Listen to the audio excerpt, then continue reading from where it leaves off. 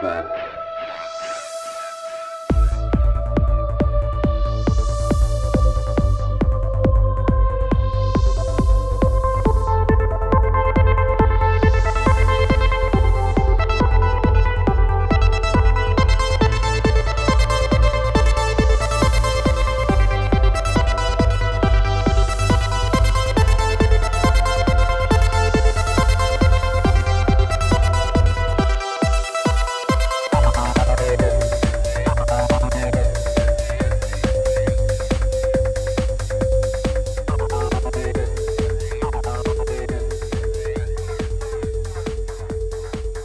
What's up? Another episode of Ripple Effect Podcast. I'm your host, Ricardo Randes, also known as Ricky Randes, and a great episode for you today. Today I have an amazing conversation for you. I know I say that all the time, but I truly believe this is going to be one of the more fascinating conversations you've heard in a long time. Not because of what I bring to the conversation, but what my guest today brings to the conversation. And my guest today is Michailidis. He is the host and creator of Ancient Greece Revisited, which is an amazing YouTube channel. And on his YouTube channel, he looks at the lessons we can learn from ancient Greece and explains why it's so important historically. He also has a great new podcast called On Tyranny, which is how I found his work. And I'm always super excited when I end up finding people, thinkers, researchers that just have fascinating and interesting ways of looking at things. I know I always say the purpose of this show is to provoke thought and start a ripple, and he definitely does that. Now it's time to remind you guys, this is a value for value show. If you get some value out of these conversations, out of any of my podcasts, please consider giving some value back. You can go to the rippleffectpodcast.com, click on support, and you'll find all the ways you can support the show. One way is donating via PayPal. We also have a Patreon page if you want to support us that way. And once a month, I do a Patreon podcast with my Patreon supporters, which I plan on doing very soon. So sign up to support me on Patreon to join us on the next Patreon podcast. Also have a crypto wallet if you want to send crypto. And we have a merch store, the Ripple Effect Podcast merch.com. That URL will bring you directly to our merchandise store. Or you can go to the rippleffectpodcast.com, click on support, and find the merchandise store link and links to all the other ways of supporting the podcast. Also, I have a Rockfin channel. I'm on a bunch of video platforms. The video versions of all the Ripple Effect podcast episodes are always free on Odyssey, BitChute, Float, Rumble. But what makes Rockfin unique is that you can support content creators on there by watching their content on there, subscribing to their work, and it gives you the ability to tip any specific video you're enjoying. But if you can't support the show financially, don't worry about it. Review the show, rate the show, give me a thumbs up, subscribe to the show on any of the platforms you're on, follow me on any of the social media platforms you're on, and those are all great ways of contributing to expanding the audience and also fighting back against the algorithms and censorship that is suppressing shows like mine. I also do have a new YouTube channel. I'm only uploading clips because, as some of you longtime listeners know, I had all my shows on there for free. And little by little, they start getting flagged, and eventually they completely removed my YouTube channel. So if you want to watch the video episodes of the Ripple Effect Podcast, like I mentioned, it's on plenty of video platforms: Float, Rumble, Minds, Rockfin, BitChute, Odyssey, and that's where you can find the full video episodes. But if you're still on YouTube, please consider subscribing to my Clips Only YouTube channel. And for anyone who hasn't yet, please check out my other show, The Union of the Unwanted, which is the big roundtable discussion show I host with Sam Tripoli, Charlie Robinson, and Midnight Mike. It's a great, great show. Brings a lot of different minds together, researchers, thinkers, and it always sparks some really interesting conversations. So please check out The Union of the Unwanted. And you can find the audio on all the major platforms, just like the Ripple Effect Podcast. You can find it on Spotify, iTunes, Google Podcasts, apps like Podcast Addict. So it's available just about everywhere.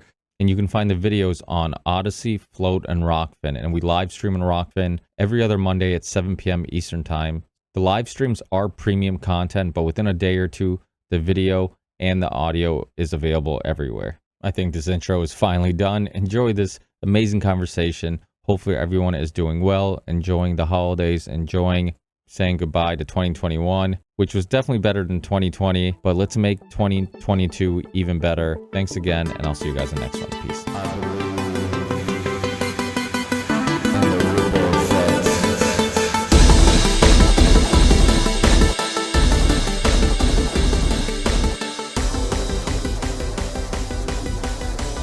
for people listening who might not be familiar with your work, I ran into your On Tyranny podcast, and then from there I got into your Ancient Greece Revisited show and documentary that's on YouTube, a very popular YouTube channel.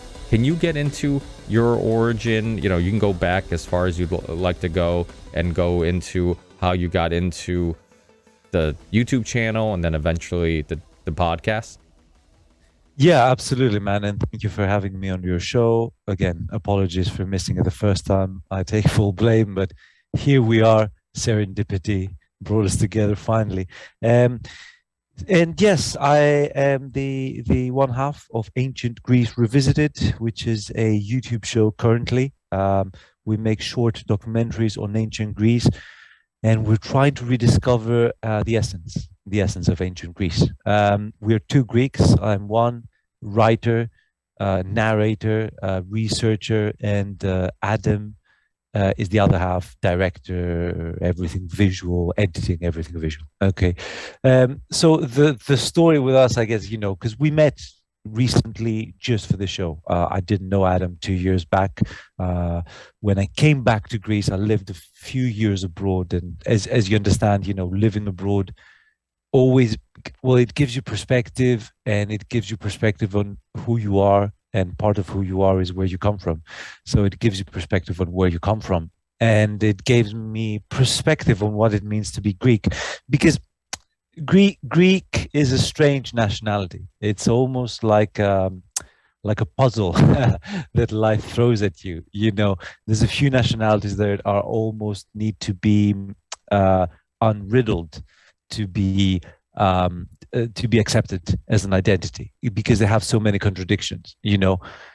And you are born in Greece, and you're born in the midst of these contradictions. Just our city, for example, Athens, it's built around an ancient ruin, which is the Parthenon. Okay, and we're told from a very young age it's one of the most important monuments in world history, and there it is. We can see it from our balconies. Okay, and then we turn our gaze to the rest of the city, and it's pretty bleak in a way. Modern Athens is gray, it's concrete.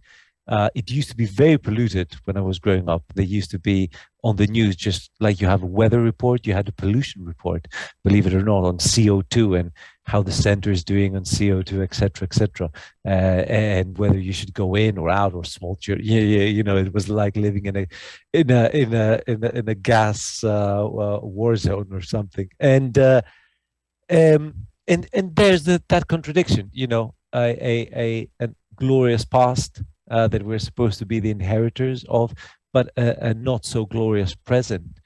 We were kind of at the edge of Europe, both geographically and culturally, and we always looked up to other Europeans, and we try to emulate other Europeans, but other Europeans try to emulate us in return, how we were 2,500 years ago. So this strange, almost like love-hate relationship we have with Europe. We feel like we built it as a people because it grew out of what we did 2,500 years ago. And at the same time, we're not really there ourselves, or at least when I was growing up, we were not really there technologically, politically. Our streets were not that clean. Our university did not seem as advanced. Our political system felt very corrupt in comparison. So that's this contradiction. And lo and behold, fast forward a few decades, I saw Europe, which I was taught to admire, getting into all sorts of problems, awkward problems, like that, culture war that we're told has been going on for the past decade or more. The left and the right, the election of Donald Trump in the US obviously threw logs to that fire. The Brexit threw logs to that fire in the continent, mass migration, anything from like third wave feminism to all sorts of race, gender issues suddenly took center stage in our lives. And it felt like Europe, that I was taught to admire, um, had began to decline, quite frankly. So I just put a lot of these things that I told together, and I decided to do something about it to the degree that I could, and began to write a series about ancient Greece. Because if ancient Greece is both my personal as a Greek and yours as a Westerner, people listening, Europeans, if it's our origin and we have so many problems today, perhaps we should go back to that origin and try to understand where it all began, you know, and because sides, all sides trace their origins back to ancient Greece, or at least they claim, and the left is going to claim that, perhaps Socrates was one of them because Socrates challenged the regime and he was put down. I don't know what words they might use, fascistically by a state, and all he did was question and speak truth to power. And then the right, they're going to point back to ancient Greece as well, and they're going to point back to the virtues that the Republican ethos that made the city state and made Socrates possible in return. So I was like, let's go back to the origin. If you all agree at least on one thing, that you're all descendants of ancient Greece and you're fighting against each other, then let's go back to ancient Greece and see what's happening. So that was, in a nutshell, my thrust, my origin to do this show. Yeah, and in the process of doing the ancient Greece revisited, that's when the lockdown started happening. And because to my understanding, the On Tyranny podcast is fairly new, and you started Yes. it. I'm assuming you started it in 2020 sometime. Yeah. And so, what motivated you to do that podcast and take on another project? So that was purely as a response to the lockdowns, and because there I was, trying to trying to speak out in a subtle way about one set of problems, and then another set of problems comes in, and would have felt disingenuous if I was talking about like I said, the republican ethos of ancient Greece, without being political myself to the degree that I could. So when these measures came in, I was astonished how quickly and how forcefully they came in. Um, my alarm bells went off all of a sudden. I smelled tyranny a mile away. So I started this podcast as a purely political partisan podcast. I thought of calling it Agora, as in the marketplace where ideas were discussed in ancient Greece. But then I thought again, I said, that's not fair. I am partisan. I do take a stance. It's a very partial stance, I do think that there is an encroaching tyranny that pivots on top of this pandemic to bring in a series of measures that are well beyond the medical aspect. I could be wrong. I could be right. We'll see. But I am partisan, and I know it, and I shout it. So I called it On Tyranny, and I decided to interview, like-minded people at the beginning. Try to understand what is happening before anything else. Well, one thing I've been saying a lot lately on the show, because I was originally, my family's from Portugal. I was born in Portugal, so I'm also a European. And I was very stunned by, I was stunned and confused by how Europe, because American history, there's castles in Europe that are older than this country. And I live in Massachusetts now, in eastern United States, western Massachusetts. And it stuns me that understanding history and the history of tyranny and the history of dictatorships and monarchies, and that's all stuff that you're taught in school. And it's in some countries, I have grandparents, and my parents were very little when they grew up with Salazar in Portugal. Like, they have you'd expect them to have some understanding, or because of just your knowledge on history, your ability to pick out tyranny. Like you said, you could smell from a mile away. I know COVID. One of the things about COVID is you lose your taste and smell. Why aren't they smelling? Do they all have COVID? Because they're not smelling the tyranny. And I feel like the smell is so strong, and it seems so obvious that this is much more than about a spread of a virus. Yeah. Why do you? What's your opinions on that? On why some of these European countries don't seem to be seeing what's going on with the histories that they do have of dictatorships and monarchies and so forth. Look, man, well said, well said. And I won't lie to you. I don't. That's the question that I'm struggling. But here's an example of what you said, just to magnify it. Okay, I was shocked the other day to hear an interview of Noam Chomsky. Okay, now Chomsky, you seem a bit younger than I do, but you probably know the name. And Chomsky was someone I grew up because you know, my story is a very common one. They say that if you're not on the left when you're young, you have no heart. If you're not on the right when you're old, you have no brains. Okay. It's obviously a metaphor, but it's a wise one. And I used to read a lot of Noam Chomsky when I was, in my early 20s. I used to think he's a great man, a hero, speaking truth to power. And I remember, he built his whole identity on being an American Jew who is old enough to remember Hitler's speeches being broadcasted over public radio when he was 5 or 6 years old. That's how old he is. And he used to repeat that to remind people that it's not that long ago that this happened, and he, being an American Jew, knows perhaps not firsthand, but secondhand. He knows what that means because it's his group that was targeted so viciously. Okay. And whenever he was criticizing American politics, the Republican Party, the capitalists, the industrial military complex, it was always, always, always in the background, this voice, if you will, that he heard as a 5-year-old, this demonic tyrannical voice. And it's almost like he was always saying, remember, let's not go there ever again, and I found this an honorable call.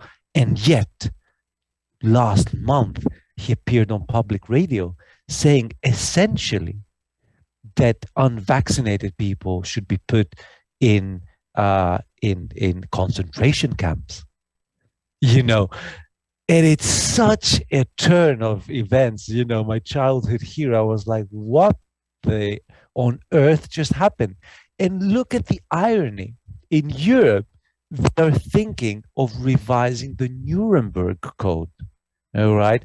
For people listening, the Nuremberg Code was the ethical code that was put in place after the Nazi doctors that killed and maimed so many, mostly Jews, unwanted people in general. Some of them were actually Greek. They just look darker than these, fascists would have liked. And they were experimented on, supposedly on the name of medical experiments. And the trials that happened just after Hitler's fall were about that. You cannot use medical science to excuse anything, and a code was put in place, the Nuremberg Code.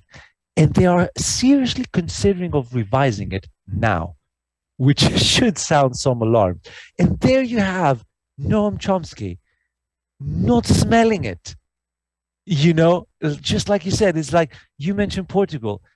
How can this great man who built his entire career on exactly this moment, this should have been the moment he was waiting for, and yet he kind of willingly goes on the other side?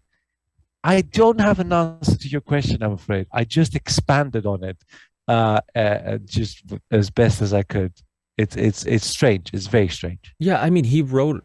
He's well known for manufacturing consent, Exactly. and he understands how media, politics, how it can manipulate and convince people of things that aren't true. And he goes into the history of Edward Bernays, and I'm sure many listeners are familiar with like Adam Curtis and the filmmaker from the UK who did a bunch of great documentaries about Edward Bernays. And he understands how information can be manipulated, how it can be used for political reasons, and it boggles my mind when I listen to people like him. I mean, Rage Against the Machine, the American kind of political social rock band, it's same thing. Like they were big fans of Noam Chomsky, and now they're also the ones who are telling people that they should all get vaccinated. I don't know if it's the power of fear, if it's the power of or maybe just understanding that we're not as logical as creatures as we think we are. You know, like emotions.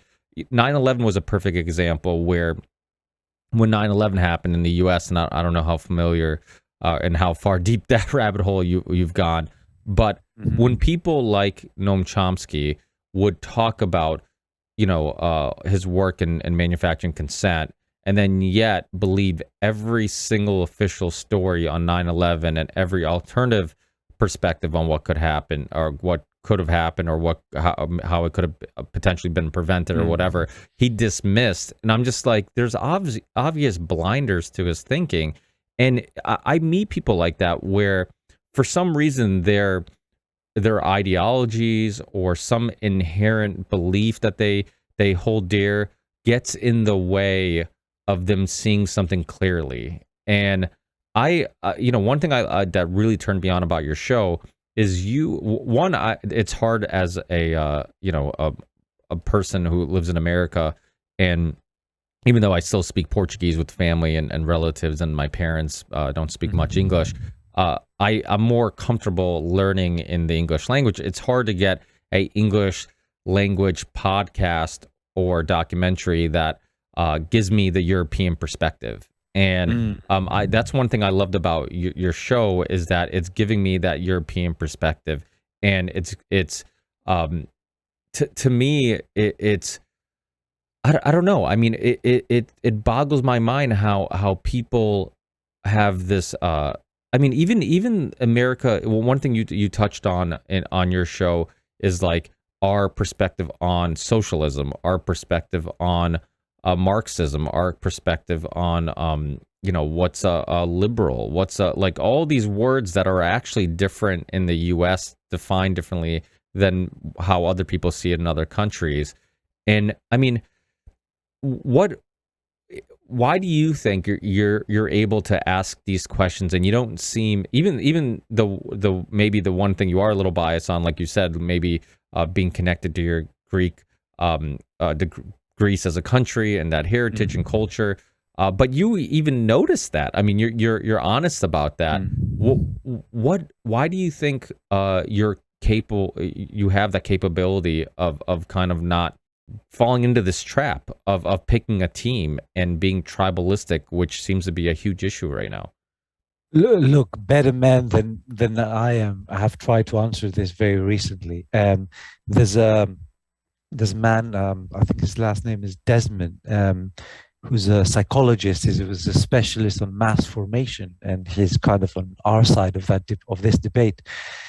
And he's talking about hypnotism, mass hypnotism that's been going on. And um, the thing is that, and you mentioned Rage Against the Machine, which is such an interesting example because, and I was thinking about this the other day. I'm going to give you one more example, actually, that as rational as I try to be, the only time in my life where I consider the possibility of demonic possession is these past few months. Not on myself, thankfully, but on other people. I'm playing with words here. I'm not being serious. I'm being metaphorical rather on this. But I find that, religion, whether you believe or not, has some of the greatest metaphors because it can capture in one sentence, one saying what, you would need many pages to analyze. Okay. And this idea of possession, that some force takes over you, metaphorical or not, seems to be quite accurate, at least to describe what I'm witnessing, So again, it's another convoluted way of saying, I don't know. And then, that's where and this is why I have the show. If I knew, I'd be having a one-man talk show, just expressing my ideas. That's why I have guests talking just like you do. But it's funny how you mentioned Rage Against the Machine, because I was listening to, there's another podcast called Millennial Woes. Again, if you want the Europeans perspective, he's a good one. And he interviewed someone that I interviewed, and they were both on that. And millennial woes, his age, he's a millennial, and the woes are the dire strait that his generation has been thrown into. And he mentioned going to a concert of the Kaiser Chiefs, and the Kaiser Chiefs were a band, big, early mid 2000s, I guess, 2000 into the 2010s, rock band, indie, hipstery kind of rock band, the Kaiser Chief. People might know them. And he went to a concert, all right, and at some point, he actually played the clip, so that we believe him. He actually played the clip from the concert where the lead singer turns to the crowd and says, "Show me your hands." Everyone went, it's like a rock move, do this for me, crowd, it's what rock stars would do. So everyone raises their hands, and then he says, show me your hands. And then he continues, the lead singer, he says, "What clean hands you have. You must be washing them every day. Keep doing it. Keep washing your hands." And I cannot explain this, how this man would ever say this, you see. Because even if you believe every single word of what the media is telling you, you don't have to go creepy on your audience. I mean, they're adults, you know. Teenagers are not allowed in these places. They have alcohol. They're all adults. They know how to wash their hands. They know how to protect themselves. Like, why are you doing this? Who is doing? Are you in control? So this is where I entertain. Again, I hate to go back to the same thing. I don't know, but it's funny how just thinking about this. I'm excluding less than I would be excluding a year ago. Let me leave it at that. Yeah, well, it's funny how people dismiss things as there's like a little meme that's going around that I love to share about it's like a BBC article. The headline is, "How do you talk to your friends who are conspiracy theorists?" And then on the bottom it says, "Say I'm sorry, you were right the whole time."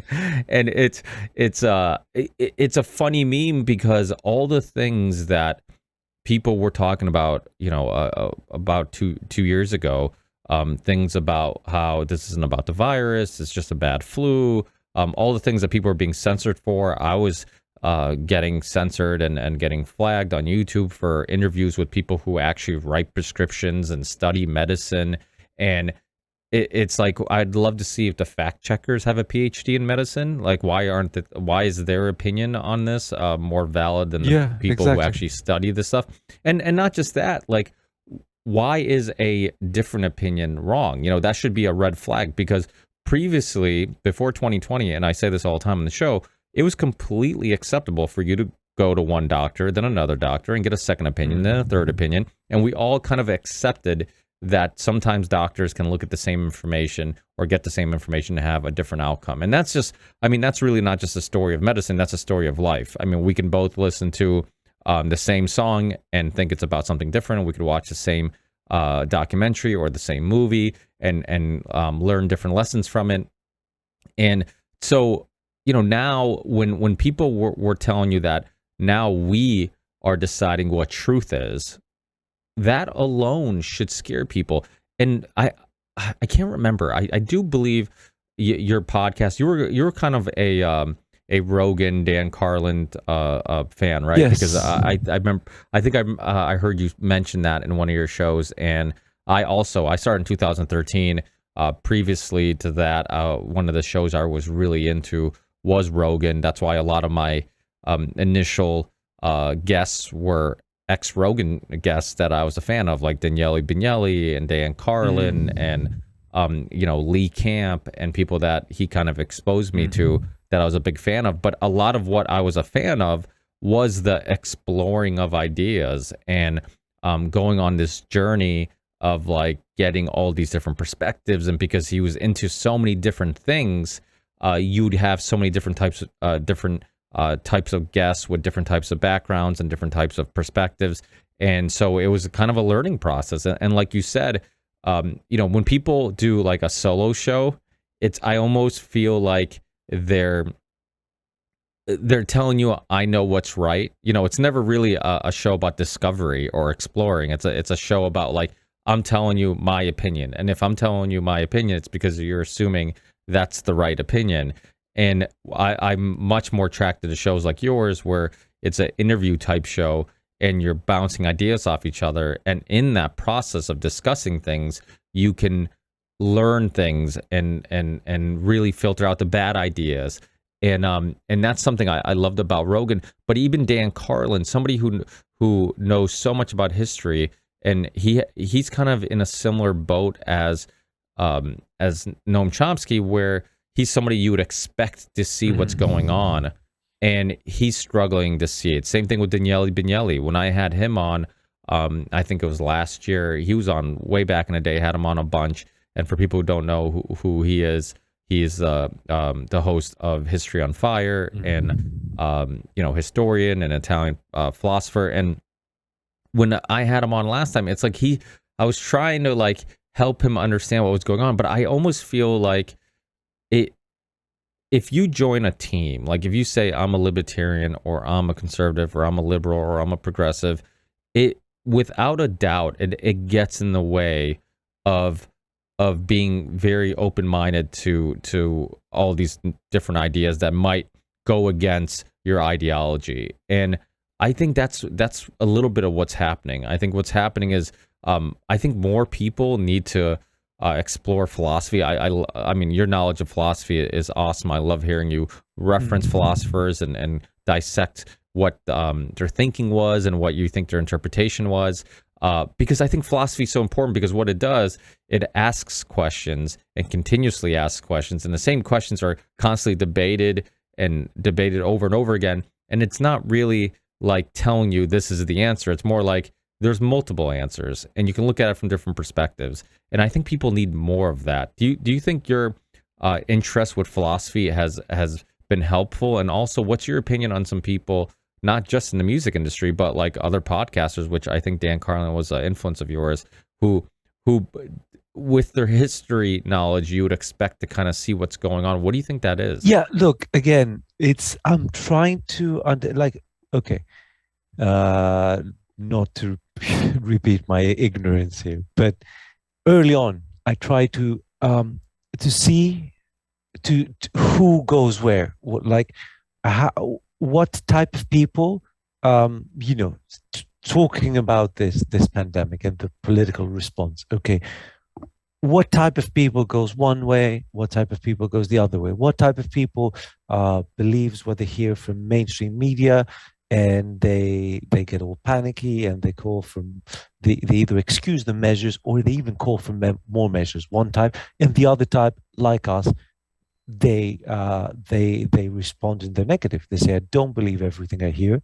I might not be able to justify it, but it just hits me the wrong way, and I'm going to keep on investigating. And no, I'm not going to accept uh, certain, forced procedures on me, etc.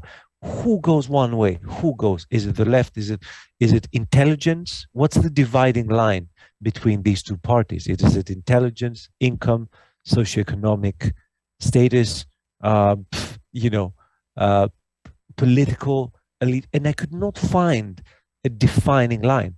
I found very intelligent people believing, everything they hear from the media, and intelligent people not believing it. Very unintelligent people believing it. Very unintelligent people not believing it.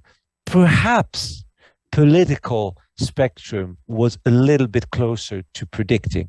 And yes, it's true that people were mostly on the right were kind of like us, not believing, and people who were mostly on the left fell in line very, very quickly. And Noam Chomsky, again, no exception, big liberal. I don't know, perhaps Dan Carlin would fall into that category. Who knows? But that is, hit and miss still. I have not found the exact line. What is this thing that makes one person go one way, the other person go the other way? I just have not found. Intelligence, no. Wealth, no. like I said, political allegiance. And there's others. There's other podcasters like you asked me. Stefan Molyneux is one who is, I guess, right wing and libertarian, and he kind of skipped over. That's another interesting stance that I saw certain podcasters take. He kind of skipped over it. He mentioned it briefly. He mentioned certain details about whether, but he did not go into the core, which is a political issue. He kind of kept on talking about peaceful parenting and how to speak to your children, which is great stuff, much needed, but not not perhaps of primary importance when there's something as large as what's happening. Uh, Jordan Peterson, another one, kind of skipped it over. Didn't go one way, didn't go the other way. Kind of kept on talking about the same thing, which begins to become sound ironic. It's one thing to talk about gender pronouns offshore and on the Atlantic, on the Titanic, sorry, on the Titanic after it just hit the iceberg. It starts becoming a little absurd. Although the same issue might be just as interesting, there's something larger going on. So that's another interesting reaction that I saw certain people taking, just ignoring it, although it's kind of impossible to ignore. You know what I'm saying? Do you think it has a little bit to do with the fact that they've done such a great job of pigeonholing people? Anybody who spoke out against the mandates with the vaccines, anybody who said anything somewhat negative towards the vaccine, Jimmy Dore's another one. He's a past guest. He was on my show some years ago, and he's a left wing comedian, and has a very popular show. And he was pro vaccine. He was pro to lockdown. He did what he thought was right, got vaccinated. Now he's vaccine injured, Okay. and he has pain and a bunch of discomfort. And he talked about how people would get so upset at him for talking about it, and they would get upset at him for talking about it because they basically were making the point that if you talk about it, then you're going to discourage other people from getting vaccinated, which is a insane way of looking at things. That's when I start talking about hypnosis or demonic possession, because it's not that it's not rational, it's that it's so irrational that you cannot use any other word. So, and I know other people who have the similar reaction. Here in Greece, for instance, there was a Brazilian jiu-jitsu athlete. I think he was like a national champion at some point, who became vaccine injured as well, and he began talking about it. And his family uh, asked him to go and see a psychologist because they thought he has mental issues, or. And it's so typical of a totalitarian regime. If you're against the regime, you must be insane. You must be so abnormal to speak out the regime, which means that at least these people, as unintelligent as they seem at first, do have a kind of understanding subconsciously that this vaccine is related to what the regime wants, not what science wants necessarily. They understand, because their reaction, again, is annoying, unintelligent, frustrating as it is. Because look, man, who am I kidding? Most of the people I associate with, vast majority, are like that, which is one of the reasons why talks like this are so refreshing. My colleagues, my family, they're all on the other side. So I'm kind of left here playing some kind of theater every day, which hurts me, to be quite frank. But I have to keep on going. So I when I say these people, it's not like I'm in some bubble of happiness over here. I'm called to love people that I considered hypnotized. It's true. Again, when I say these people, they're all over there. They're over here for me in my life. But I study them, kind of try to be impartial, and I see that they have a wicked kind of intelligence, whereby they might not even understand political terms. They might not know the difference between republic and democracy, or even what the left and the right represents today. They're not political at all. But when it comes to this sensitive issue, they have a political reflex, okay? Because they'll quickly move to stop the conversation, uh, as if it's something threatening to even talk about it, okay? Which is exactly what people do again in totalitarian regimes, So they understand on some level of consciousness that what they're called to do by the powers that be is to comply, okay, to comply with this, not to just accept it as a rational choice, or even as an emotional choice out of fear. No, to comply with it as if it's an ideology. They understand it as an ideology, basically, which yeah, I guess goes to explain a lot of these strange reactions. Yeah, it really has become a ideology, and it just, how much logic has gone thrown out the window. And to me, I understand if it was 2020 and people felt like, okay, maybe we were confused because there's so much conflicting information. Maybe we were still trying to expose the lies and some of the deception that was happening. But now there's so much evidence of what's, the fact that we've been lied to over and over again. I mean, they're doing, it's literally the same script, different year. It's the same script, different virus, or different variant, I should say. Same virus, different variant. They literally come up with a new variant. They have a new variant, and they use the same script where they start scaring people, telling you that hospitals are getting filled. And, maybe they're getting filled because so many people who work at hospitals refuse to get the vaccine, and they're understaffed. That's a big part of it also. Yeah, we should, but that alone should tell people something. When a significant number of doctors, 8,000 in Greece alone, okay, 8,000 medical professionals to be exact, were essentially fired for not accepting the vaccine. 8,000 people who are the exact people we ask when we have a medical condition, and they, it's not just that they have a different opinion, is that they oppose it so much they're willing to risk their entire career. That's quite strong. So that should make you think how 8,000 people are willing to give up one of the few lucrative professions that you can have here in Greece as an employee, at least. Why are they so willing to give it up? What is happening? That should tell you something. That should tell people something. Yet the reaction that I have from pretty much everyone is, well, 8,000, that just 10% of the doctors, 90% agree. So who am I going to believe, the 90% or the 10%, which is a stupid argument. Well, I think agree and comply are two different things. I think Exactly. there's a lot That's of, a subtle point you yeah. made there. Yes, and it must be said. Yes, the fact that they're not willing to throw out their lives for it does not mean they agree at all. It just means that they make a strategic choice. I'm sure many of them agree. I wouldn't be surprised if the majority of these doctors actually agreed that it's exactly what should be doing, and it should be pushed convincingly to as many people as possible, if not legally. I'm sure that 60% of these doctors, but not all, not all. It's not 90%. Not everyone who accepts this does it because they agree. They do it because they know they have to. And that's a big difference. Yeah, you made there.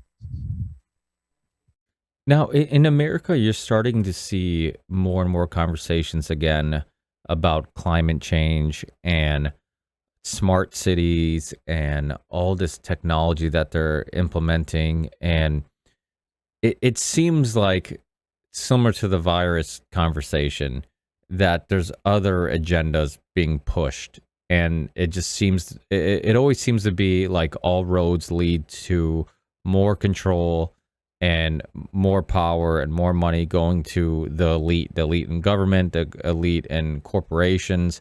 the top 1%.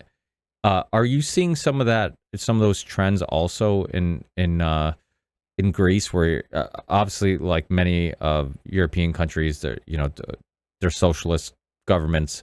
The majority of them, or a lot of them, are. So it may be that you guys, it's not something new to you guys, but to us, it seems like a lot of states, like New York, for example, they're just, I mean, they're mandating so many crazy things. They're killing small businesses, and the only thing that's going to that is going to stay open, it seems like, eventually, is going to be big box stores and big corporate stores, and there aren't going to be any more mom and pop restaurants and mom and pop little convenience stores. Everything's going to be big box stores, and it almost seems like it's by design. It's not accidental. Are you seeing some of that in Yeah, Europe? I see exactly the same thing. I mean, what this crisis has done is it at least placed every single country in the Western nations in the same gear.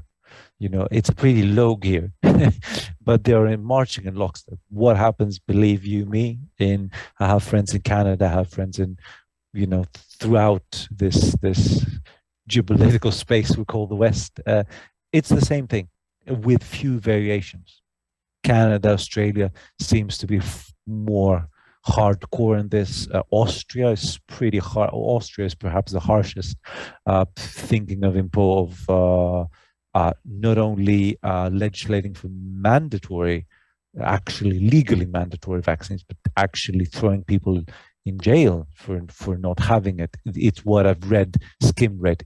It's not there yet, but from what I've read, they're considering it very seriously. But yeah, like you said, um, again, there does seem that I would say, talking with you, we could go very far on this tangent. But let's say I'm talking with someone on the other side of the argument, I would be satisfied in leaving it at that. It sure seems like it. It sure seems like there are other agendas at play. I don't know if they're related, let's say, give the devil its dues, perhaps it's all random, but at least let's agree that there, as soon as this pandemic hit, other things started moving around it that are ultimately unrelated.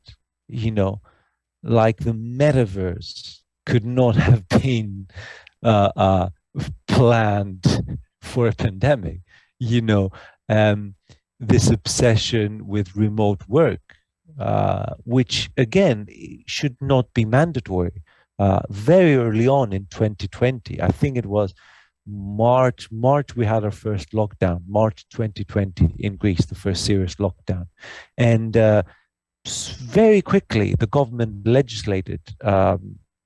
They don't even legislate nowadays. They don't even pass laws through parliament. They just issue these decrees. They have a very complicated Greek name. Praxis νομοθετικού περιεχομένου is whoever's Greek knows what I'm talking about.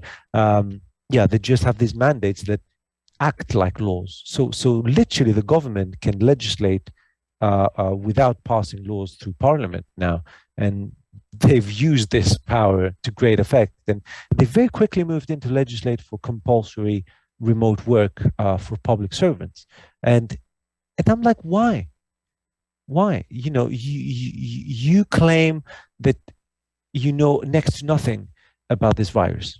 Okay, that's your excuse as a government, as a system, that it's a new thing, it's unprecedented, and you have to go at it day by day. Okay, collect the data and wait to see. How are you so convinced it's not going away then? It does not make sense. And that was the first contradiction I spotted. On one side, they were pretending ignorance, that they know next to nothing about this new, apparently new virus. And on the other hand, they knew enough to know that it's never going away. That never made enough sense. And the fact that you were not allowed to speak out about it just confirmed the fact that something was going wrong here. But yeah, like you said, there are all these different agendas that seem to be coming together. Call it metaverse, blockchain technology is being pushed, remote work. Yeah, green, the green movement again, that should have been unrelated, correct? I mean, why do they call the pass, the I had my vaccine pass. Why do they call it the green pass? It has nothing to do with the green in the way it's being used, as in ecology. It has absolutely nothing to do with the green. Why do they call it the green pass? Why do they intentionally make that link? Uh, so yeah, just fast forward a little bit because I know that a lot of people are freaking out over this, and they'd rather quote verses from the Bible, from Revelations, than anything else. Personally, I think it's all going to end up in one big mess. Okay, humans are far too fallible to actually pull this one. To if they're planning some kind of dystopian control state, it might work in the initial stages. Ultimately, it's going to go down big time, and it's going to be very ugly when it does. These things, I don't think they have the technology they say they do. I think a lot of it is vaporware. you know i don't think um I don't think AI is as advanced as Elon Musk says. It's my personal opinion. I know I'm going off on a limb here. People can call me uninformed or worse. I don't think artificial intelligence is as advanced as Elon Musk advertises. I don't think the metaverse is as complete as Zuckerberg says. Um, I don't think any of these technologies are there. They're trying to push a lot of it through social engineering, which is next to cheating. I mean, you can open a coffee shop, but you won't have the government forcing people to come into your store. Yet they force people to stay home and use all these social media tools. So I call this cheating on these capitalist side, but I don't think it's going to end well. Basically, Yeah, I mean that's the thing that's interesting is that it seems like that all these things are helping each other out. Like this idea of getting us used to remote work, remote learning, remote schooling, not being the naturally social creatures that we normally are, and then creating this metaverse, scaring people into being, to not being around each other, not gathering.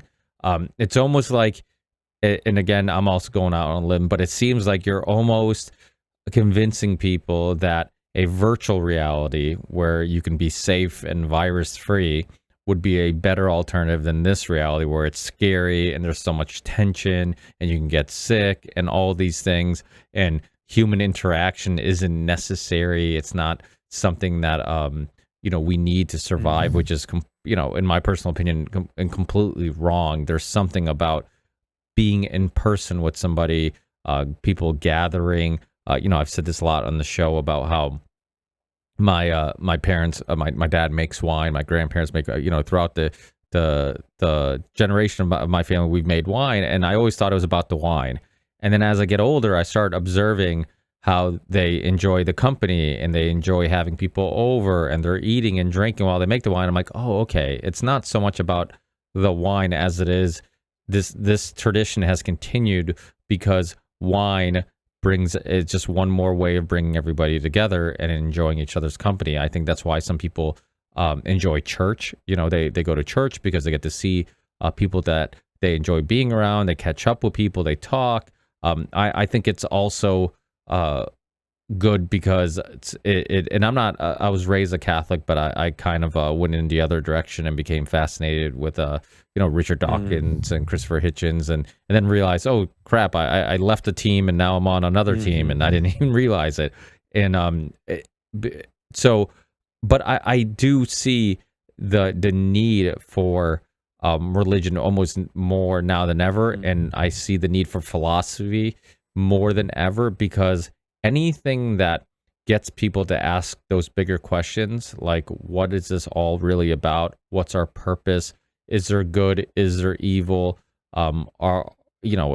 historically, there's always been people trying to control other people. So I think history is really important too, even though it seems like people who learn history don't necessarily see the similarities right now, which is kind of weird to me. Um, I mean, is a part of it maybe while you're in it, you just don't see it developing because I feel like it's much easier to observe something when you're emotionally detached from it, right? So it's like I see it now where, like, I remember living in America after September 11th, and anytime you would bring up like, okay, this could be potentially a event that was used to go into these unjust wars like Iraq and Afghanistan, and people would get so emotional, like, oh no, what are you saying? The government let it happen, or the government didn't prevent it from happening, or whatever, and people would get so emotional. It was such a emotional topic. And now, years later, people are a little bit more detached from the events because it was much longer time ago. People seem to be much less emotional when they discuss it, and I feel like that's kind of a similar issue we're having now, where like it's going to take years from now where we can look back and people aren't as emotional about the situation, where people can really observe and dissect, like, doesn't make sense, and that doesn't make sense, and that doesn't make sense. You even see it with, like, I love your saying, because I've said on the show a lot too, with if you don't if you're not a liberal when you're young, you don't have a heart. If you're not a conservative when you're old, you don't have a brain. I feel like that's one of the reasons why the liberal movement is so powerful, because it's so moved by emotions, and they're so emotionally driven, and in their heart they truly believe that they're doing something for the greater good. They're doing something for society. They're doing it for moral reasons. And I think a lot of times people on whatever ideology you may have, if you're a true libertarian, if you're a progressive, liberal, whatever it may be, you feel like, this ideology, it will help get the most potential out of humanity. But the truth is, a lot of times these ideologies are just pawns in a game, and they'll use those ideologies and your attachment to them to get what they want. And when I say they, I mean, corporations. Yeah, it's true. But again, it's a very interesting question as to how is liberalism linked with being for the vaccine mandates, for instance? How is the liberal, because it's linked, in effect, it's the liberals who are most likely to be for the lockdown, for the mandates. Where is the link, the theoretical, ideological link? Because I cannot see it, you know? It's weird, because I've asked this question a lot too. Like, I've said this a lot, where I feel like this specific time in history would be a perfect moment to bring all these ideologies together, because all the issues that they were so strong and passionate about are now being amplified. So if you're a liberal on the left, and growing up, I was much more maybe connected to that movement, because I was passionate about chemical companies polluting the earth. I was passionate about food companies and drug companies giving us foods and medicines that were only about profit and could be harmful, and many examples of them purposely putting something out onto the market that they knew would harm people, but they did it anyways because it made them money. And these were issues that were motivating. So you look at those type of issues, the people who were anti-Monsanto and DuPont and all those type of people, they should also realize that Pfizer, just like in the past, it's a corporate company, a for-profit company, that anytime you have a corporate for-profit company, they're not moral beings. They're not, they're not the good guys. And so you figure that's a issue that the left could come together with the right, because you're also seeing a lot of government overreach, which is an issue that the right is very passionate about. So it's like I'm confused on how we can't find some middle ground. Now, what I think it may be is that it became such a political thing, right? Because what happened was, when Trump was in office, people hated Trump. And I always say nobody voted for Trump. I mean, nobody voted for Biden. People either voted for Trump or against Trump. Like they would have voted for anybody who ran against Trump. And I feel like the dislike, the hatred towards Trump was so strong that anything that he was for, they would push back against. So because he seemed to want to open the country a little sooner, because he didn't get along with Dr. Fauci, I almost feel like that increased the popularity of Dr. Fauci, because people, started looking at him like he was a savior, because he was also, he was anti-Trump also, because they were butting heads. So I feel like so much of it was just political. It was like, okay, he wanted to open up the country, and he's acting like maybe this isn't as bad as the media is telling us. Well, in that case, I don't trust Trump. I don't like Trump. So I'm going to go in the whole other direction and go in the extreme direction where I'm going to be like, no, this is much worse than we're being told. This is but it's going back to the original problem. Like, why did Trump? Because it's not just Trump. It's in general. It was the more right wing, more right wingers in Europe as well, that were for, like you said, opening up the country, not making it such a huge deal. They were all for that. So in a way, that's a vicious circle, because it leads back to the question, like, why is the left so accepting Do you of think this it's situation?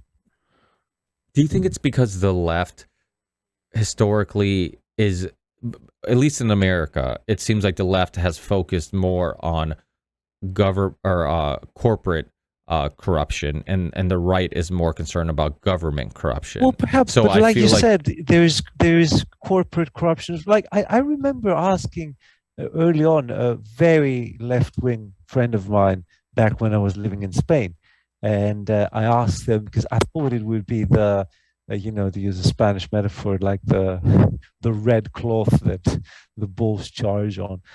I said, what do you think of Bill Gates coming out and essentially dictating when we can open up our societies again or not, because I thought they would be this big capitalist who's clearly meddling with our freedoms, even in a suggestive mode, saying probably we should do this, because Bill Gates very early on said, well, we should take away some activities, and then perhaps the most those we need more, like going to school, perhaps we should give them back, but going to a concert, no. And I was like, who is he talking about it? What can I do? So I asked this friend of mine who is still living in Spain. I said, what do you think now? And he actually turned around and said, well, I think he knows better, because he predicted the pandemic anyway. And he actually sent me that video that everyone is criticizing, whereby Bill Gates, he's on stage and he's quoting about, he's talking about the goods of vaccines, and he's saying, and vaccines will help reduce the population. It's recorded on camera. There's this video that's been going around and said, we have overpopulation and we have these programs. Vaccination is one, and that's going to help. And you're thinking, how is vaccination going to help with overpopulation? How many people are you planning to kill? And it was this video that this very leftist friend of mine quoted as a proof of how advanced Bill Gates was in predicting this whole thing. And at that point, I blocked him mentally. I said, man, you are lost. You are lost in your own thinking. But again, I am asking the same question again and again. How is it that he had spent a lifetime kind of regurgitating these ideas about corporate corruption, capitalism, and now when even I catch myself talking in quote unquote leftist terms, he is on the other side, do you think, it's funny because that contradiction with Bill Gates, that so obvious contradiction, to me, it stuns me that people don't see it, that more people don't see it. Like he does speeches and interviews where he talks about vaccinating all of these poor countries and helping, obviously, if you're vaccinating people to prevent the spread of diseases, it's because you're saving lives. I mean, that's kind of should be the goal. But in the same interview, sometimes he talks about the problem with population. And I'm just like, wait. So, in one hand, you're trying to save lives, which will only help increase the population. On the other hand, you think having too high of a population is an issue. Like, which one is it? It doesn't, it doesn't make any sense, that whole contradiction. Why people listen to him blows my mind. The fact that actual doctors were being banned and censored, but somebody who has obviously, I mean, just look at him, not to pick on him, but it doesn't seem like he's a physical specimen who spends much time playing soccer or at the gym or anything like that. Why would anybody take health advice from him? But yet somebody like Joe Rogan, when he comes out and says something, people are like, oh, why are you taking advice from Joe Rogan? I'm like, well, he's at least been into health and nutrition world for a long time and understands that. And I mean, look at all the athletes. I'm sure in Greece, do you follow football or soccer? No, not really. I'm an You don't exception know, in that. but have you heard? Oh, well, that's good. So that way you don't remember the 2008 Euro finals when Greece beat Portugal. 2004. Of course, I remember. It Oh, was it? Oh, a big 2004 or national was moment. 2000? Oh, that's right. It was 2000, and Fernando Santos was the coach, which only made it sting a little more. The Portuguese Yeah. coach, but you're seeing all these football players just pass out and having cardiac arrests and heart attacks, and I like to pump the brakes sometimes and be like, okay, am I just looking for these things now, and that's why they seem to be more common?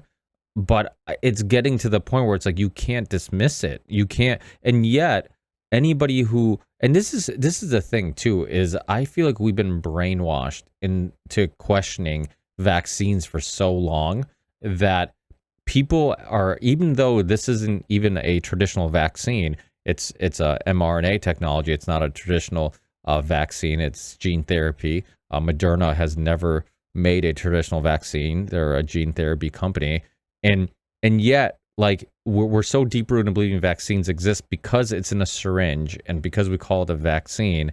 We just assume that it's a good thing. It's safe and effective, because even previously, if you ever said anything about your child being injured by a vaccine or that vaccines could cause injury to anybody, people would be afraid of having that discussion publicly, because you would get demonized. You would be called an anti-vaxxer, a conspiracy theorist. You would be, and you see it now, the power of big pharma and their character assassination, where anybody who speaks out against against vaccines, or even just questions it, or even seems skeptical about it, gets demonized. And it gets to a point where now people are self-censoring, and people don't want to even share their skepticism because they're afraid they're going to be put into that group of people.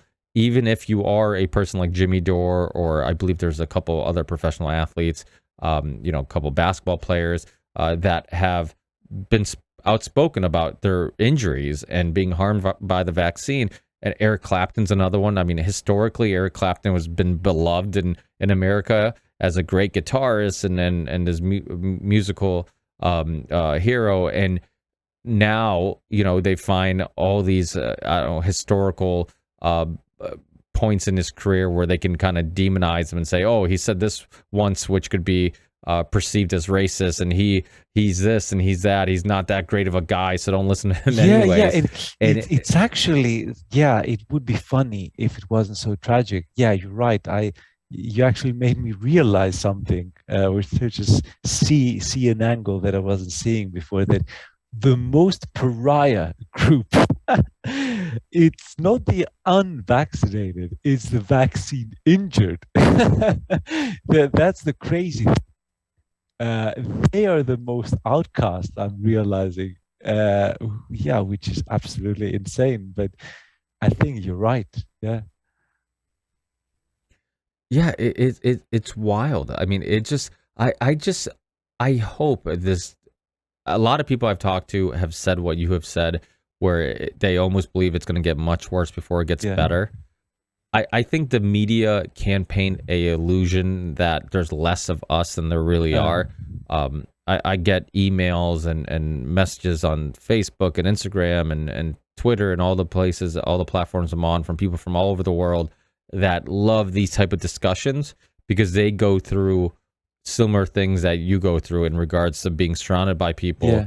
who seem to be brainwashed, and then to hear people that are thinking what they're thinking and feeling what they're feeling and seeing what they're seeing gives them a little bit of hope. And the media here doesn't really report on the protests all over the world, but there are protests, right? I mean, are you guys hearing about them, and are they happening in Greece? There were some, yes, and the media underplayed them massively and ridiculed them. And you would see pictures of, I don't know, priests, with that probably had not seen the light for 10 years, being locked up somewhere, and they were just waving crucifixes, and they would shoot them from a weird angle, and they see it seemed like they were foaming in the mouth, and underneath the title was said, um, uh, deniers. They call people, like us, they call us deniers, actually, which is crazy. Deniers rally, and you'd see this foaming priest waving a crucifix, and you'd be like, I don't want to be like them. They don't even know the earth is round, let alone what a vaccine does. But that was false. That was false. And there was live stream. There were various people who recorded the rallies, and there was substantial. It was a substantial group of people.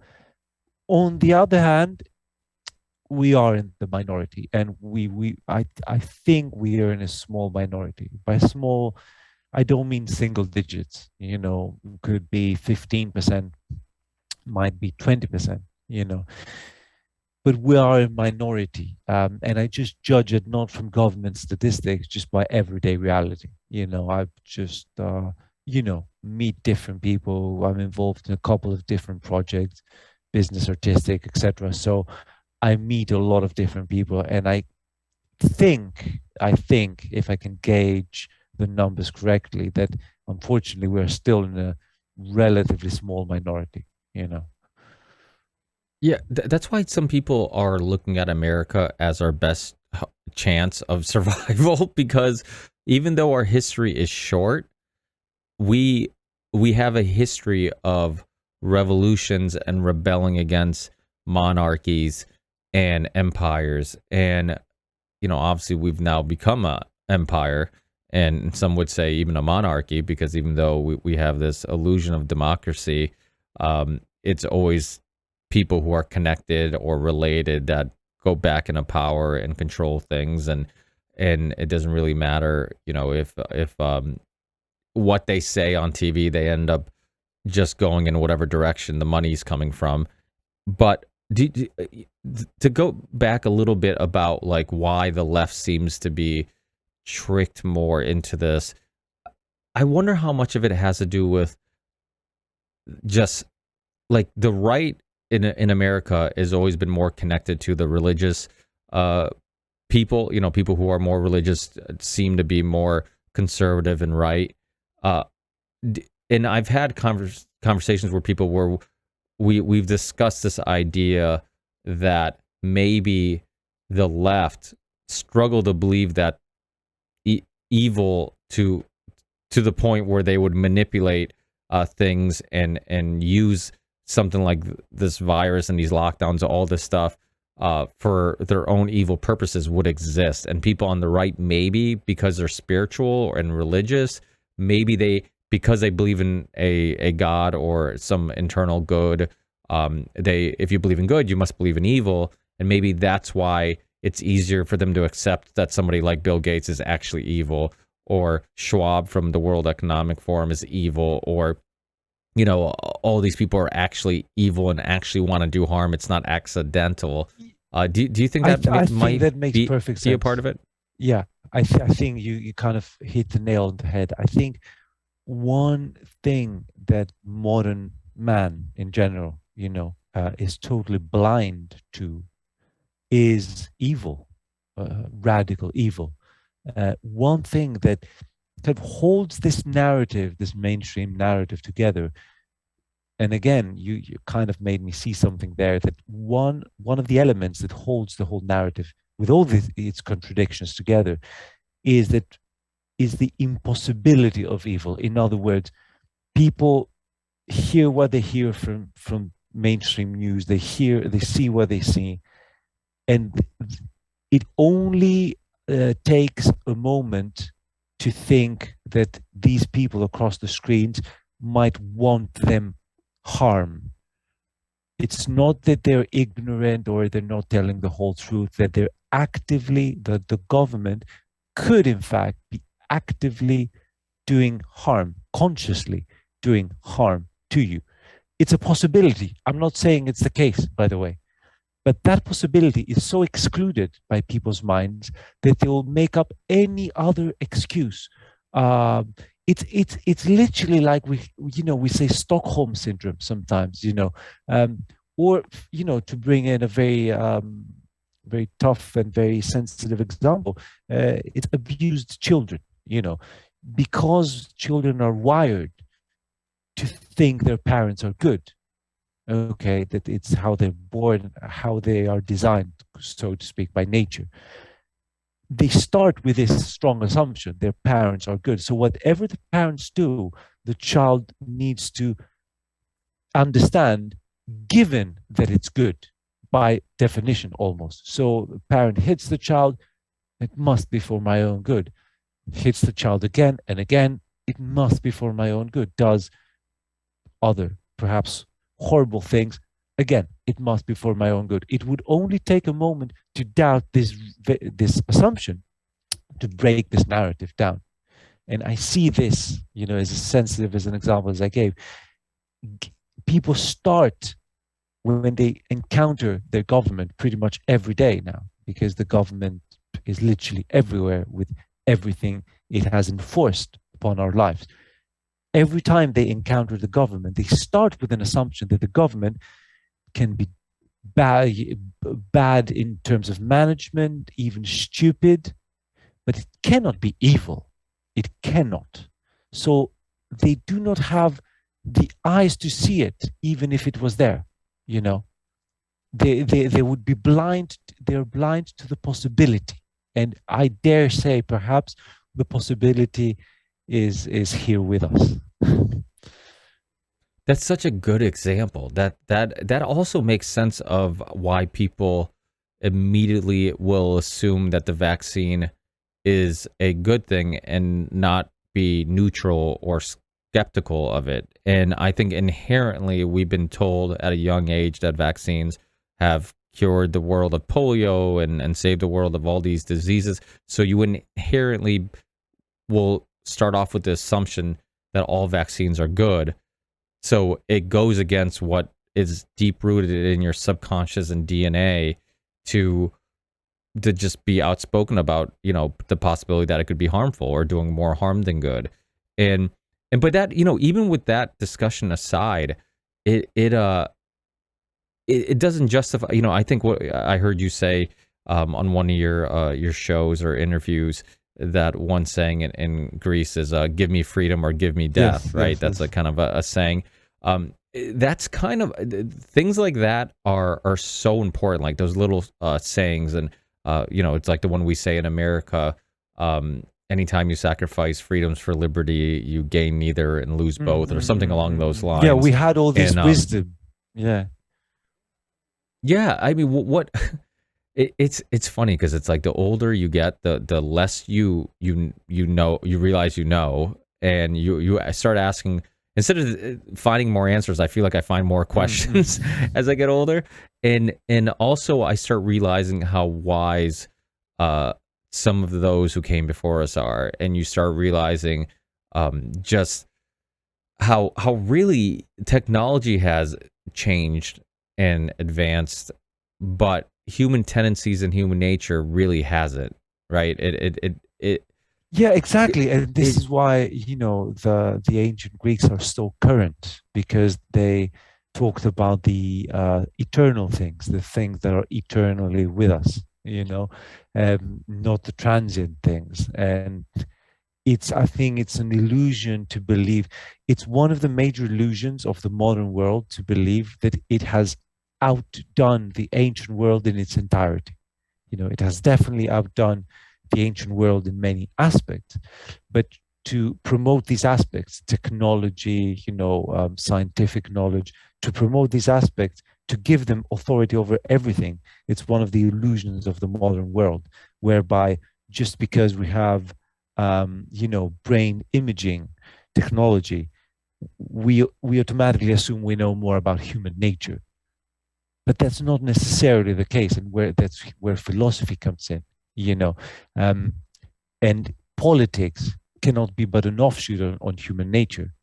So if you keep these questions open and fresh like you do, then you have a chance of actually um, having some semblance of democracy, let's say. But if you believe that the modern world has essentially solved most of these riddles because it has science, then you only need to impose that science. If you know, if you can prove right from wrong in pretty much everything, then you don't need to ask anyone, do you? You should just go and do uh, what your equations tell you and impose them. You don't ask people if 5 + 5 = 10. You know it equals 10, and you can prove it.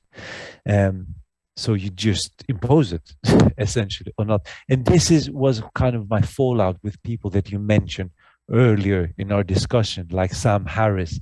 Um, they were too. They carried, even promoted, perhaps, this illusion that because science has discovered so much, um, philosophy is essentially obsolete.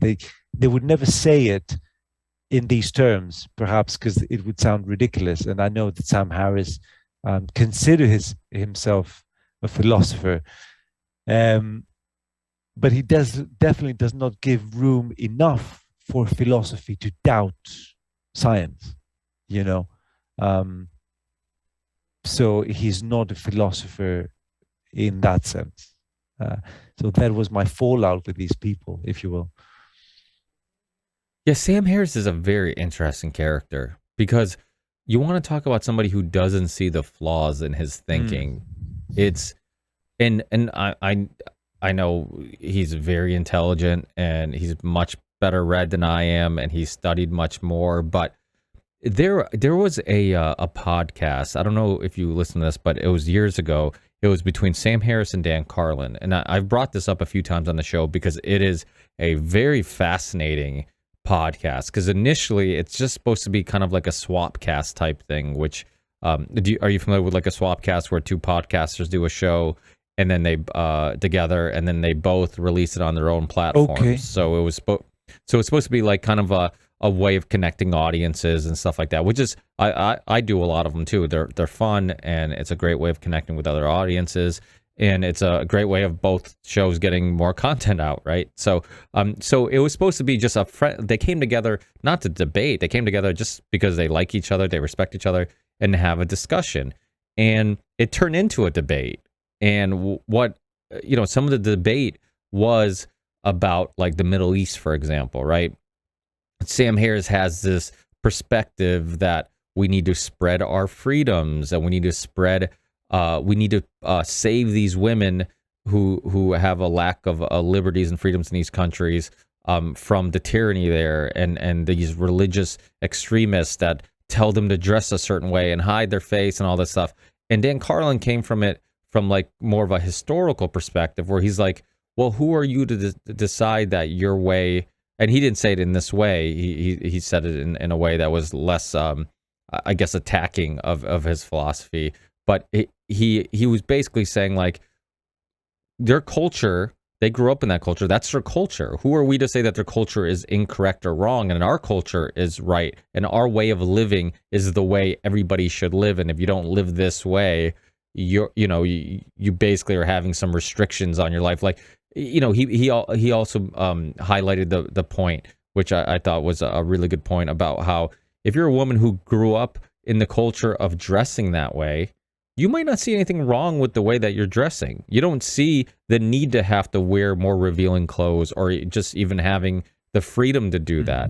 Now, of course, Sam Harris would say, well, that's because they've been brainwashed in believing that's having that right or freedom isn't important.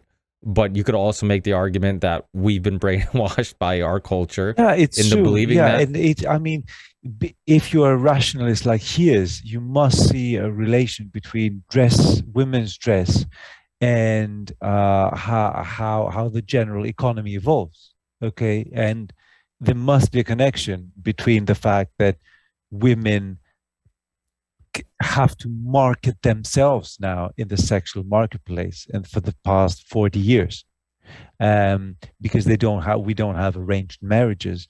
Men don't get dowry. It's all connected, you know. So after the sexual revolution, liberation in Europe and the States, women had to do their own marketing, so to speak, and in that so-called sexual marketplace, which I think is a good enough name because it has similar dynamics to a marketplace. You go out, you dress in a certain way, you market yourself so you can get the best mate, so to speak, the best deal in that marketplace. Okay, so a whole set of products from miniskirts to lipstick to evolved to help women market themselves because they're entering a new market that their mothers or grandmothers did not have to.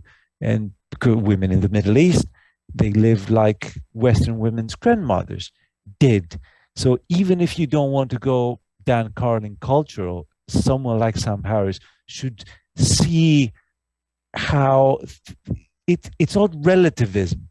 It's that these things do not have the values you think they have. Wearing quote unquote whatever you want, which is never whatever you want. Like people are wearing pretty much the same things, you know, for all their choices or very similar things.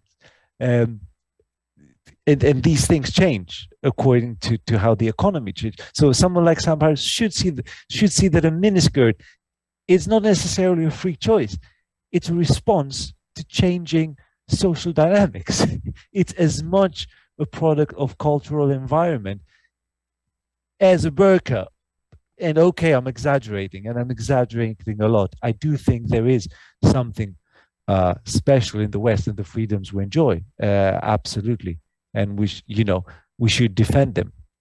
But we should not fool ourselves that we can pick and choose elements and think that our dressing is so unaffected by culture and by what we've been told. Yeah, I think he was all. Yeah, that's a lot of really good points, and I think culture has a huge influence on the way we think and look at things, and it's something that's kind of not really considered that much. Like we think we're these logical creatures that just look at everything logically. That there's a good and bad.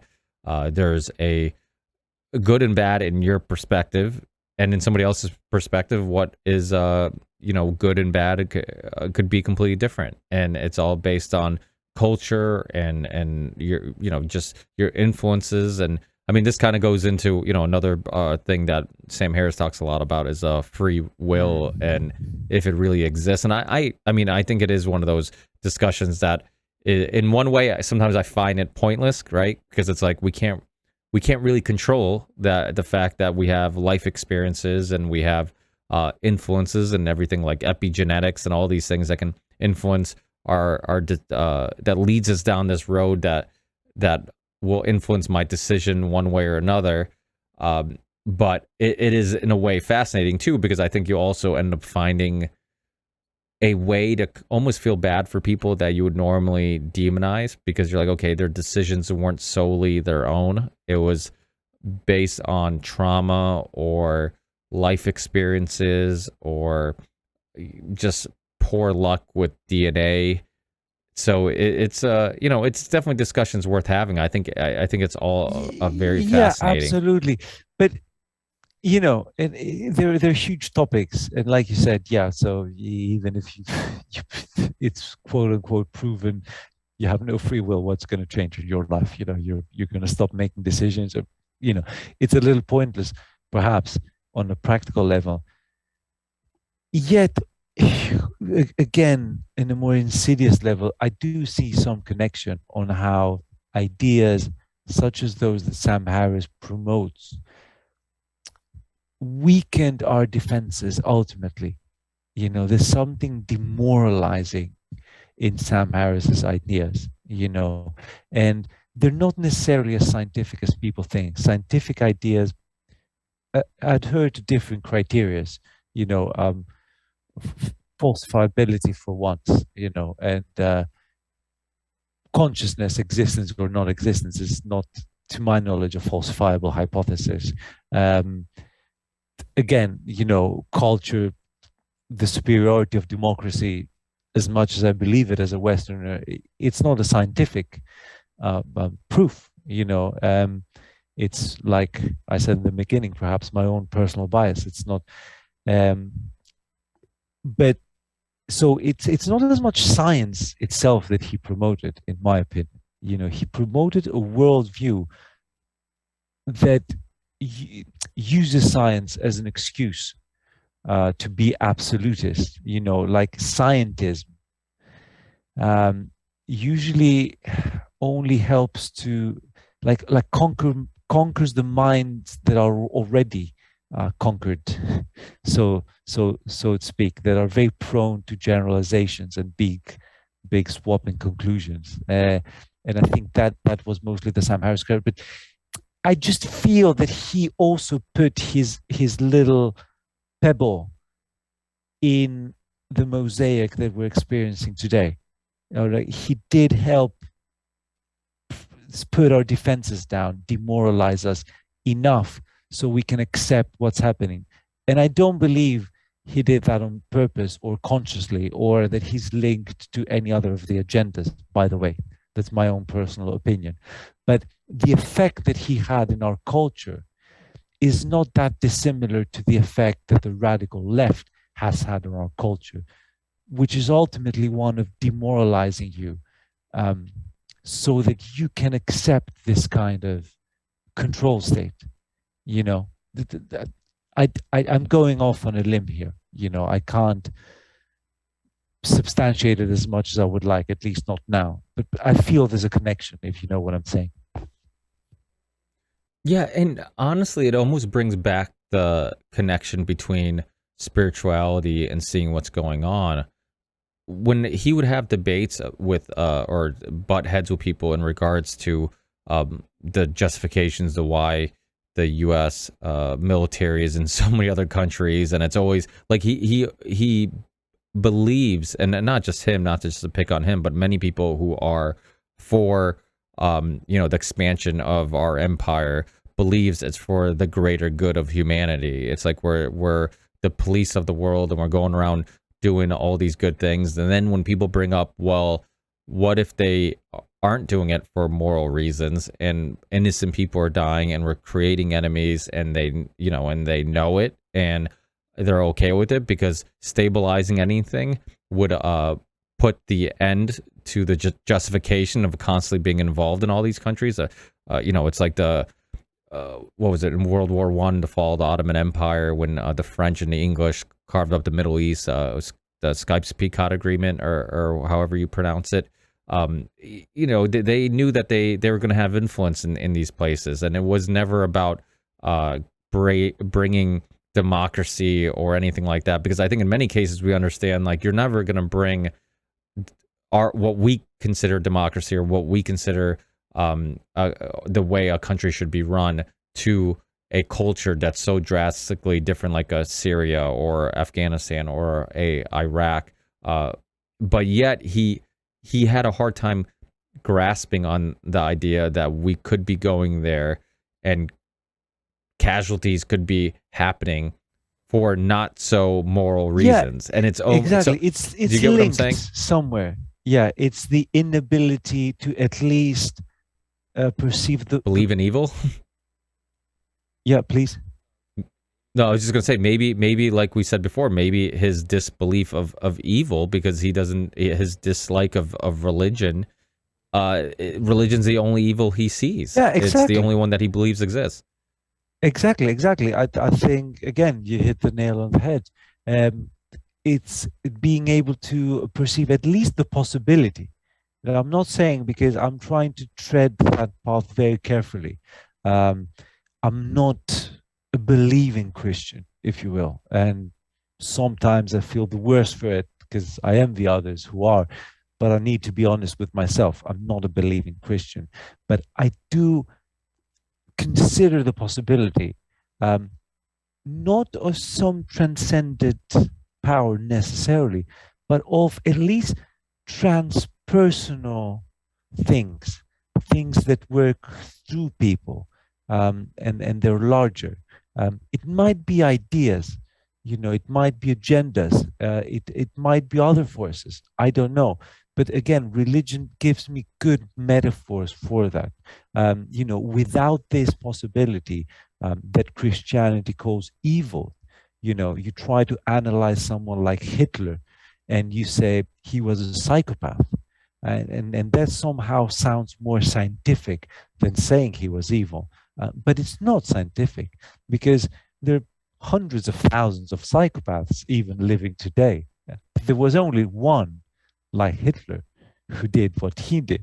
Um, so it's clear that psychopathy does not make one rise to power against all odds and rule one of the most advanced nations in the world.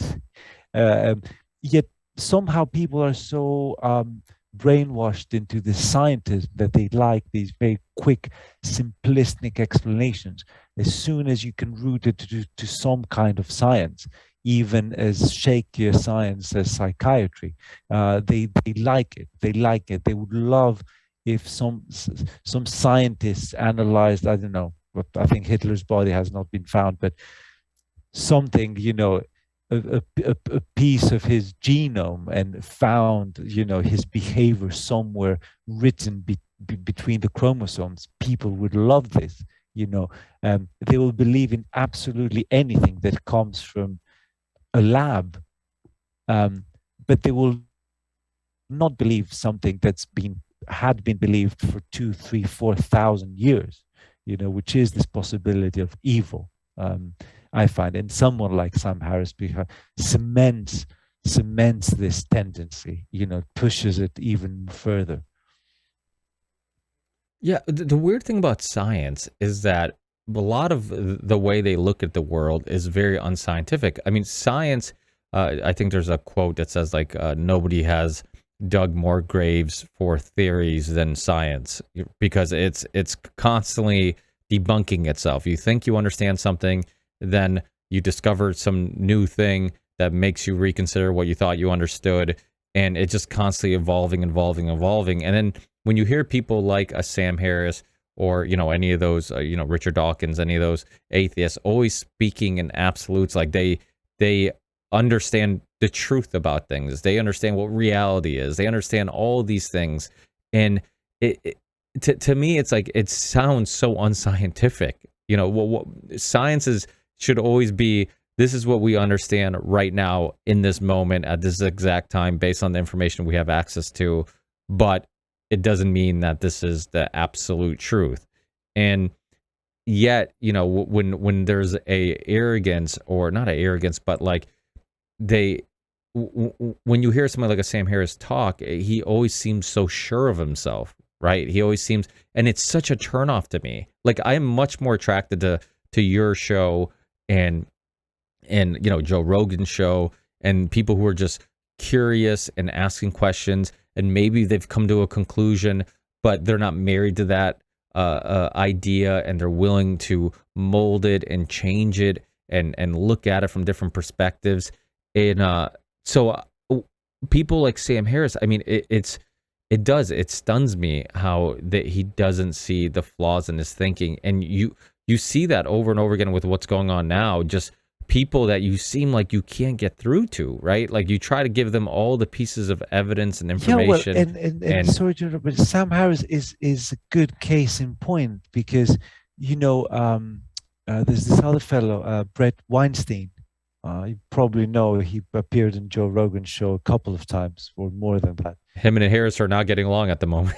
Exactly, yeah, and I think what sparked this whole thing is Eric Weinstein I keep pronouncing it wrong because I know it's not it's either Weinstein or Weinstein, and one is the dead now pedophile, and the other is the scientist. But we know, who I'm talking about. Yeah, yeah. He, together with his wife, they have this show. I think it's called Dark Horse podcast, or something, and they are Yeah, it's the questioning. Dark Horse podcast. Yes, and they're questioning what's going on, just like you are, just like I am, but with a much, much wider audience and the knowledge behind it, because they are both trained scientists, he and his wife.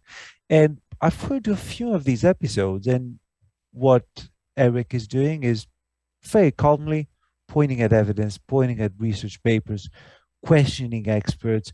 Yeah, just asking what I consider to be very legitimate questions backed by the most recent scientific research.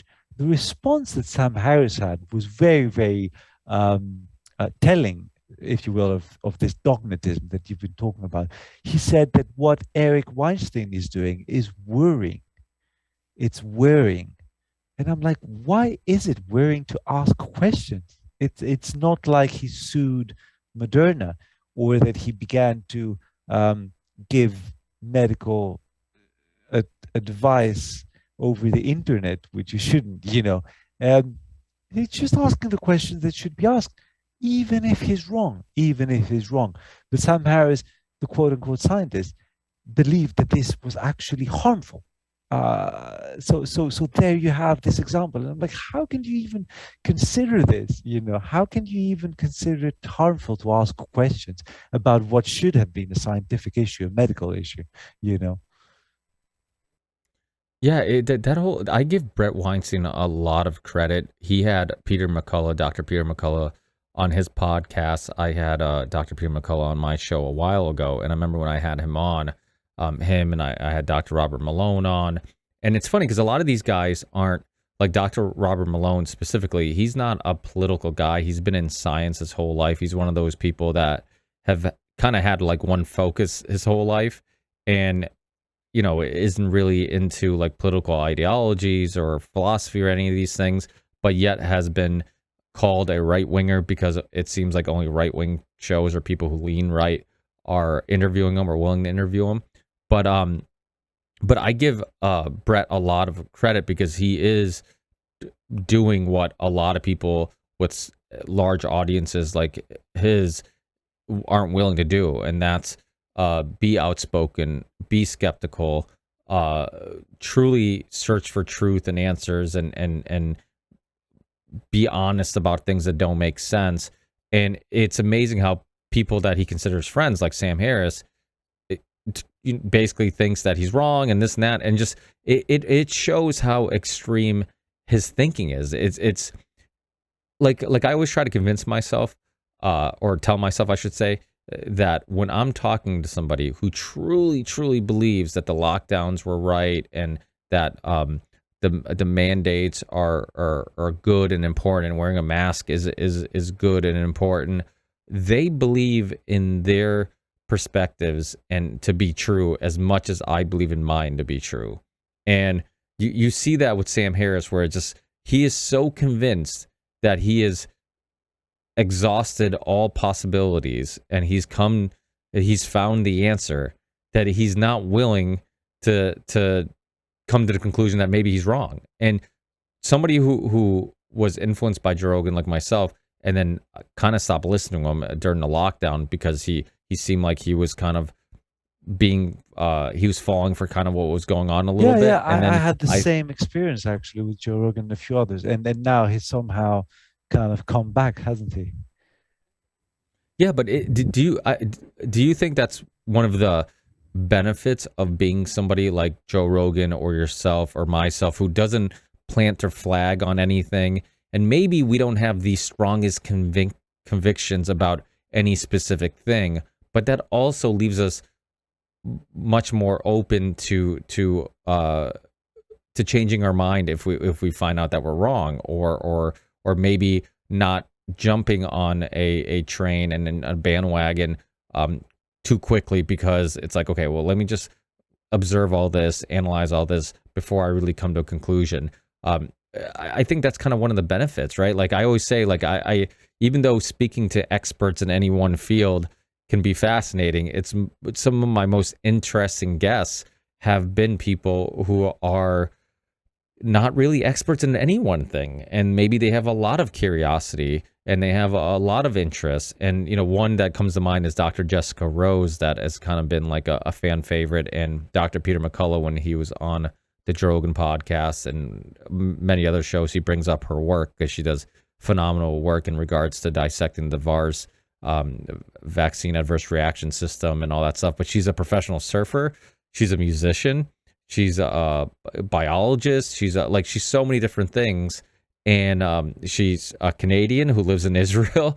And so I think all those different things she's into kind of helps her look at things from different perspectives and being open to different perspectives. And when you talk to somebody like her, like, she's super fascinating. So I think Rogan's kind of very similar, where because he has so many different interests, I always had my fingers crossed that in time he would start seeing what was going on. So I've been very happy to see that he had somebody on like Dr. Peter McCullough, and he also had somebody on like Dr. Rhonda Patrick, who he kind of debated a little bit and pushed back against. And he's kind of the perfect person for this, because he is somebody who is honest about, like, hey, I'm just a idiotic comedian. What do I know? I'm just a curious person. So you can call me an idiot all you want. I'll be the first one to do it. And so you can't really, and he's very good at not letting what the media is saying affect what he's doing by basically paying no attention to it. He tries exactly. And it's very interesting, that show with Rhonda Patrick. I think everyone should see it, at least listening to us right now, because it was so interesting that because Joe had this renowned expert across the table, and she was very for the vaccinations and everything, and Joe just asked a couple of pretty simple questions, and he felt, at least as a spectator, that she was kind of taken aback, and she almost began to have second thoughts, or so it seemed to me. He didn't push back too hard, Joe didn't, but it's almost like she snapped out of that trance that we're talking about. Just the fact that he did not agree immediately and ask the question in return just was enough to go, what? Sorry, what? And just because it felt like she was very reluctant then to give answers, and she almost stumbled. She was almost searching for words at some point, at least it seemed. It's a very interesting moment to watch this, at least this clip that I saw because most of Joe's show is on Spotify now, so you can find that clip, I guess, more easily. Yeah, I kind of got the same feeling, and when I was listening to it, that it seemed like he was asking some pretty logical, not that difficult questions, but there were questions that she didn't even entertain or really consider, because she was so sold on her perspective on the vaccine. And then when somebody that she respects asked the question and she actually started entertaining it slightly, it seemed like a little like seed of doubt was seeping in. And I feel like that's really important, because one thing that I tell people all the time is that as much as you think you're not making an impact by discussing these things with people, and sometimes people will push back and you're like, wow, like that was a waste of my time having that discussion with that person. I'm never going to, change the way they're looking at things. A lot of times we're wrong. And what you're doing is we're all contributing to just planting little seeds of doubt in their mind. And maybe a conversation with myself or my show or your show might not be the changing factor, but eventually it's like, okay, well, if they're saying it, then he said it and he's saying it, like maybe there's something there. And one person I know, my brother is one. I mean, I ruined a Easter family holiday in 2020 because we got in a big debate during family dinner about the vaccines and what was going on, and if this was really all about the vaccines, and how harmful the virus really was. And I try to be very just level-minded and calm when discussing this, but people were so worked up about this, and people afraid and really felt like people were, in danger. And we got in a pretty heated debate. And now I see him and his wife.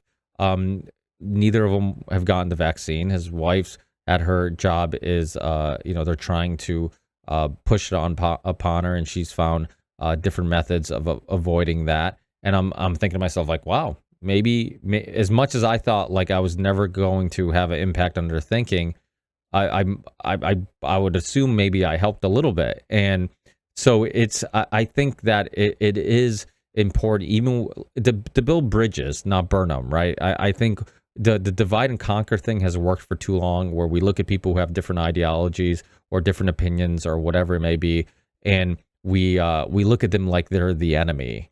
And but to bring back, Nazi Germany, that's kind of what they did with the Jews, right? You convinced, they yeah. are so. Just to go back to how we began, there's so many similarities, like the canceling or the consideration of canceling the Nuremberg Code. It should have triggered an alarm bell or not. Talking about podcasts, just to perhaps leave it on a high note. Although I rarely do that, I don't know why I feel like doing it today. A friend of mine sent me a great video. You know this, I guess, comedian, like spiritual comedian, you could call him, Spears, Awaken with JP. I think it's the name of his show, Awaken with JP. Yeah, I don't know if you know him. Are you aware of him?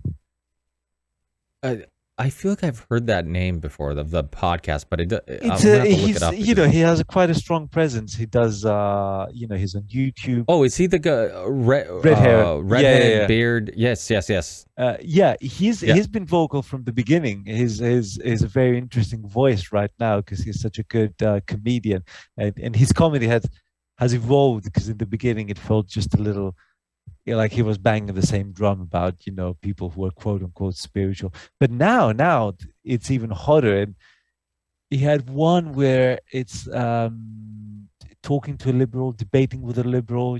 You can look it up this way, and it was him with himself, right? So it was like he played two roles, and the camera switched between. So two people talking, but both were he was playing both, is the case.